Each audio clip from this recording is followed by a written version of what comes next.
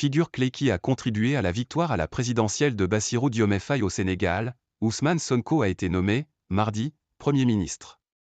Visage de l'opposition à Macky Sall, engagé contre la corruption, il aura été visé par plusieurs affaires judiciaires au fil des dernières années avant d'être libéré de prison 3 semaines avant le scrutin.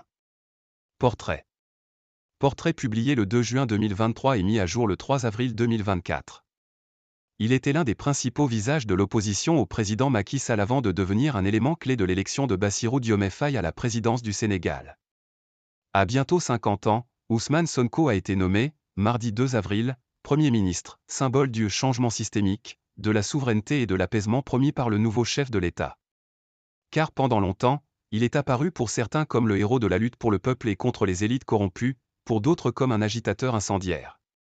Après 3 années d'affaires judiciaires qualifiées de complot politique par Ousmane Sonko et une candidature à la fonction suprême rejetée en début d'année par le Conseil constitutionnel, l'opposant avait été libéré de prison le 14 mars, soit 10 jours avant la présidentielle. Le temps de prendre part de manière active à la campagne de son numéro 2, Bassirou Diomaye Faye. Il aura ainsi arpenté sa région d'origine, la Casamance, pour appeler à voter pour son allié et lui faire profiter de sa popularité. De fonctionnaire du fisc à figure de premier plan. Pourtant, il y a quelques années, le nouveau Premier ministre était encore inconnu de la scène politique sénégalaise. Ousmane Sonko est né le 15 juillet 1974 à Thiès, à 70 km à l'est de Dakar. Fils de parents fonctionnaires, il grandit en Casamance et part faire ses études supérieures à l'université Gaston Berger de Saint-Louis, où il obtient sa maîtrise en droit public en 1999.